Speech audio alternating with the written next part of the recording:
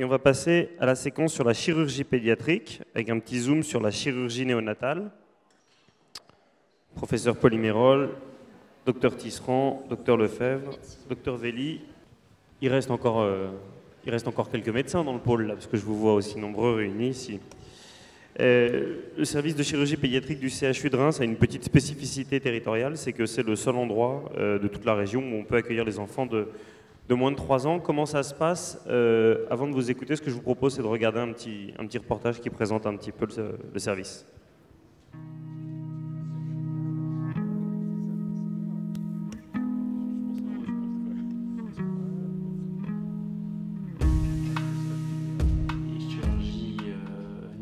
Ce sont des chirurgies qui ont lieu par définition au cours du premier mois de vie. Ce sont des chirurgies essentiellement qui réparent des pathologies malformatives. On réalise une anesthésie générale avec souvent des techniques d'anesthésie loco-régionale, c'est-à-dire qu'on endort la paroi thoracique de l'enfant, la paroi abdominale. Ces pathologies, en fait, ont une prise en charge sur le plan anesthésique qui est assez mixte, puisqu'elle commence la prise en charge dès la naissance. En fait, ce sont des pathologies très souvent découvertes à la période anténatale, avec un diagnostic anténatal. Donc on a un assez bon relationnel avec nos confrères réanimateurs pédiatriques de l'URIP, qui assurent les premiers soins, et puis la chirurgie se fait dans les heures qui suivent la naissance. La chirurgie néonatale, c'est une chirurgie qui est relativement récente. Elle a été créée dans les années 50. Grâce au progrès de la médecine et dans le but surtout de diminuer la mortalité périnatale infantile. C'est une chirurgie qui fait partie intégrante de la chirurgie pédiatrique, qui représente à peu près environ 1,5% de notre activité chirurgicale pédiatrique. À la région Champagne-Ardenne, cela représente environ une intervention chirurgicale par semaine. Nous sommes partenaires dans le cadre du service des centres de référence nationaux pour les maladies digestives, les maladies de la paroi abdominale et thoracique, ce qui permet de rassembler l'ensemble des cas sur le territoire national et de pouvoir les étudier et d'améliorer leur prise en charge ultérieure.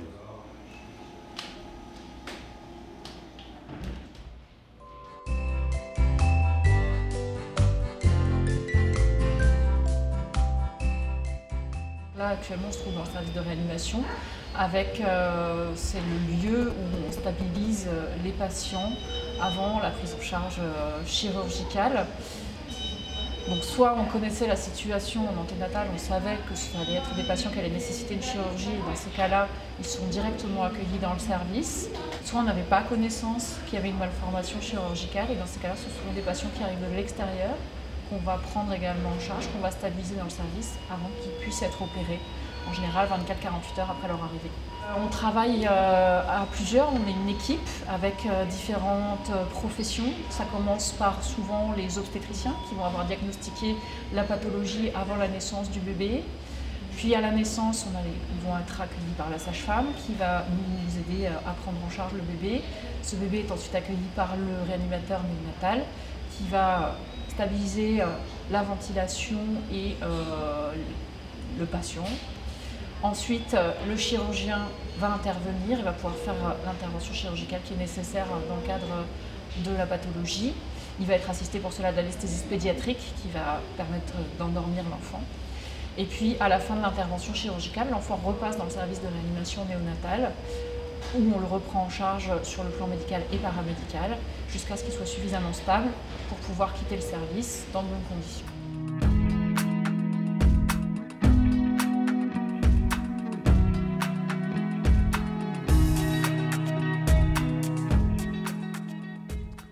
Alors avant de revenir sur les spécificités de cette chirurgie qui est donc née dans les années 50, a-t-on appris dans le reportage, peut-être revenir sur ce bâtiment, enfin ce qui se passe ici, puisque c'est une activité de recours unique pour le territoire champardonnais, professeur Polymérol.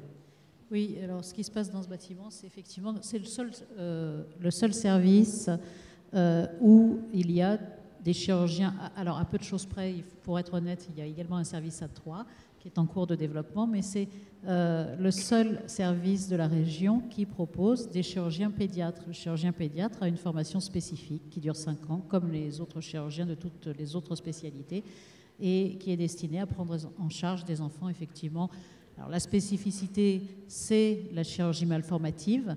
On n'imagine pas, quand on n'a pas été confronté à ce type de problème, le type de malformation que certains enfants peuvent présenter à la naissance, que ce soit des malformations digestives, des malformations urinaires, des malformations de toutes sortes, de la paroi, des tumeurs même.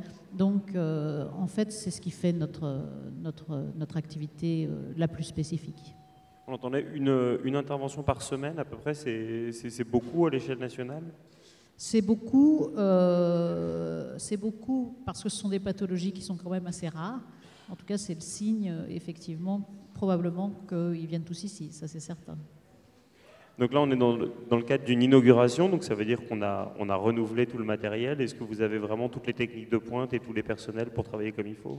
J'imagine que oui. C'est une spécialité, donc M. Lefebvre l'a dit, elle existe depuis 50 ans. À Reims, elle existe depuis un petit peu moins longtemps. Elle a été créée par M. Daoud qui est arrivé dans les années 70. Et c'est vrai que depuis les années 70, on progresse constamment. Pas forcément au sujet des techniques, bien que bien sûr les matériels évoluent. Le problème par rapport à l'adulte, c'est de miniaturiser ce matériel. Une célioscopie chez l'adulte, ça demande un matériel standard. Chez l'enfant, on a besoin de matériel de différentes tailles. On a besoin de matériel miniaturisé. Donc c'est vrai que ça a pris un petit peu plus de temps pour arriver chez l'enfant, mais c'est un processus continu depuis le début, bien sûr. Donc, professeur Lefebvre, donc vous êtes chirurgien pédiatrique, ce qui demande une expertise, comme ça vient d'être dit. Vous l'avez rappelé, c'est une discipline qui est née dans les années 50, parce que j'imagine qu'avant, malheureusement, les enfants succombaient. Quelles sont les spécificités de votre discipline? Je crois que surtout, c'est une chirurgie qui nécessite une rigueur à la fois opératoire, aussi une rapidité d'exécution, parce que ce sont des enfants qui sont très fragiles. On opère des enfants qui font 600 grammes jusqu'à 3 kilos dans la chirurgie néonatale, et donc qui supportent mal les contraintes du milieu extérieur, le froid, le bruit, la lumière, etc. Et donc on doit opérer rapidement des malformations qui sont très rares. Donc on s'adapte aussi, parce qu'il y a un spectre important de malformations, des fois mineures à des malformations majeures, et chaque enfant est particulier. Donc tout ça, ça nécessite de bien s'adapter en permanence, et comme l'a dit le professeur Polymerol, c'est vrai qu'on bénéficie des progrès de miniaturisation des instruments. Est-ce que vous pouvez nous dire quels sont les... Le professeur Polymerol en a déjà parlé, mais effectivement, quelles sont les pathologies qui sont le plus souvent traitées ici, et qu'est-ce qui vous pose encore le plus de soucis aujourd'hui? Alors ce qu'on rencontre le plus, c'est les pathologies de l'appareil digestif. Il faut bien savoir que toutes ces malformations, elles sont létales, c'est-à-dire qu'elles vont entraîner le décès en quelques heures ou quelques jours du nouveau-né. Donc ça, c'est le plus important. Les anomalies de la paroi abdominale et thoracique, les tumeurs, les malformations pulmonaires, là aussi où le pronostic vital est engagé. Et enfin, de plus en plus, nous sommes confrontés aux complications de la prématurité. On a des enfants qui naissent effectivement avec des très bas poids et ils font beaucoup de complications, surtout digestives, et qui sont létales assez rapidement aussi.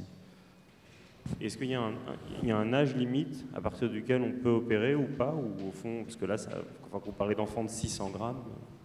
Alors c'est difficile à vous répondre, parce qu'effectivement, c'est les plus petits poids qu'on a opérés. Je pense qu'après, on est aussi restreint par l'anesthésie pédiatrique, qui est la réanimation. Ça, on va peut-être en avoir un mot avec vous, professeur Velli. Vous êtes anesthésiste, on vous a vu dans le film. J'imagine bien qu'on ne peut pas endormir un nourrisson de 2 kilos de la même manière qu'on m'endormirait moi, par exemple. Donc, Non, effectivement. Oui, vous avez vu, c'est fin. Hein. Quel produit vous utilisez et comment ça se passe? Alors, pour endormir l'enfant, ça dépend un peu dans quel état elle arrive au bloc opératoire. C'est-à-dire que la chirurgie néonatale, si elle doit être réalisée dans les premières heures de vie et que le pronostic de l'enfant est engagé, à très court terme, il passe déjà par la case réanimation avant. Donc on prend la suite de nos collègues réanimateurs de l'URIP. Souvent l'enfant est déjà ce qu'on appelle techniqué, c'est-à-dire qu'il a une perfusion en place, il a parfois l'assistance respiratoire, il est déjà endormi. Nous, pour maintenir l'anesthésie, dans ce cas-là, on utilise des gaz anesthésiques pour entretenir l'anesthésie pour que la chirurgie se réalise. Et dans le cadre de l'urgence où l'enfant n'est pas techniqué, on fait une anesthésie par voie intraveineuse pour l'endormir au plus vite et gagner le maximum de temps pour que la chirurgie se réalise de façon la plus précoce possible et améliorer le pronostic en fait, de ces pathologies qui sont parfois redoutables. C'est toujours des anesthésies locales, effectivement, sur les voies digestives que vous évoquiez, ou est-ce qu'on peut faire des générales? Alors, tout est fait sous anesthésie générale chez l'enfant pour son confort et parce que l'enfant est beaucoup plus difficile à raisonner, surtout en période néonatale, que l'adulte, évidemment. Par contre, pour la gestion de la douleur, nous faisons systématiquement ce qu'on appelle des blocs de parois, c'est-à-dire qu'on endort la paroi abdominale, la paroi thoracique de l'enfant, pour qu'il soit le plus confortable possible après l'intervention et de sevrer par exemple de l'assistance respiratoire, ce qui serait difficile si l'enfant était hyperalgique après. Technique de pointe qui donc est formation de pointe, donc c'est une question qui s'ouvre à tous les trois. Comment est-ce que vous vous êtes formé à l'anesthésie néonatale? Alors, les anesthésistes, on a un cursus un peu particulier, surtout quand on veut faire de la pédiatrie, c'est qu'on est issu de la médecine d'adulte. Nous ne sommes pas issus de la médecine pédiatrique, donc on fait un cursus, un internat classique d'anesthésie, et on découvre, souvent par le plus grand des hasards, la pédiatrie. On se dit « waouh, c'est génial !» Et puis, donc on se reforme sur le tas, c'est-à-dire qu'une fois qu'on est jeune médecin et qu'on décide de s'engager dans l'anesthésie pédiatrique, c'est surtout du compagnonnage par nos aînés qui nous permet de progresser, de prendre confiance, d'écouter les chirurgiens et puis d'avancer. Voilà. Mais effectivement, la chirurgie néonatale reste la plus difficile à prendre en charge pour nous sur le plan anesthésique. Professeur Lefebvre, vous êtes formé dès le début à la chirurgie néonatale?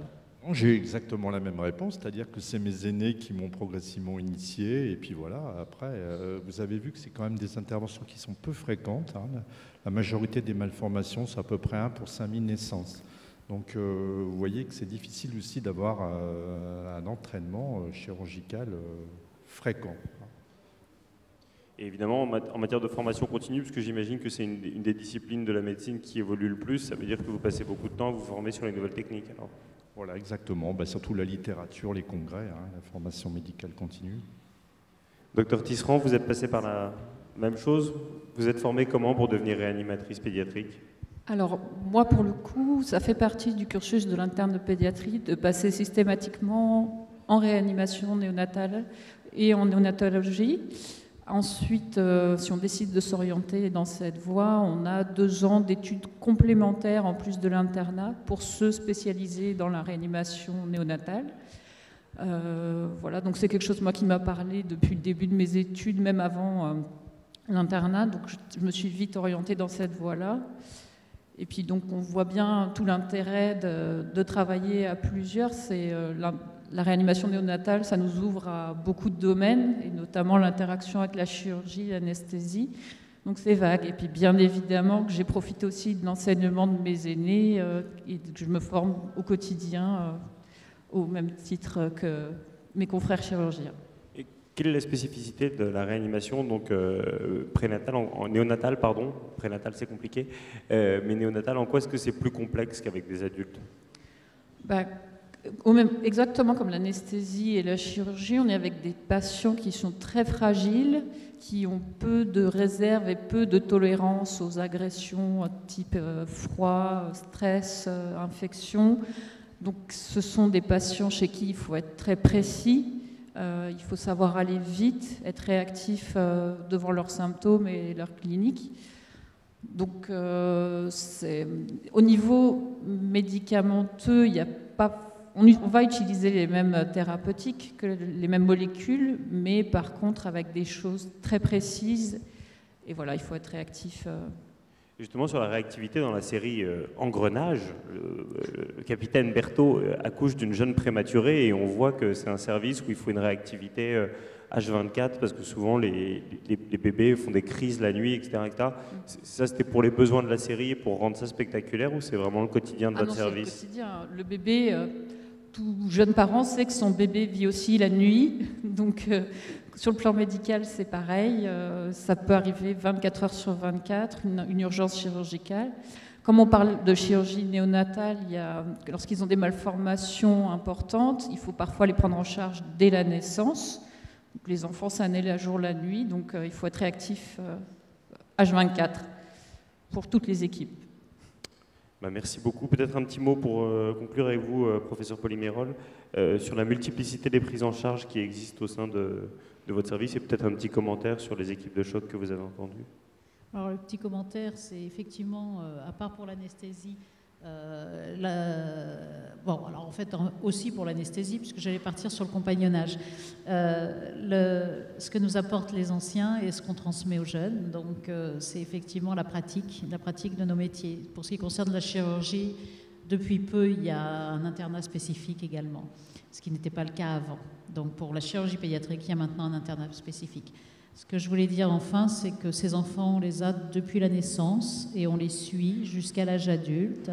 Et c'est d'ailleurs un petit peu parfois douloureux pour les uns et pour les autres de se séparer quand ils arrivent au-delà d'un certain âge. Et c'est là aussi qu'il est important qu'on communique avec le monde adulte, parce que ces transitions doivent se faire avec la famille, avec l'enfant et avec nous. En même temps, avouez que même si ici il se passe un boulot formidable, c'est quand même sympa de pouvoir quitter l'hôpital de temps en temps quand on est du côté du malade, non? Oui, j'avoue. Merci beaucoup à tous les quatre.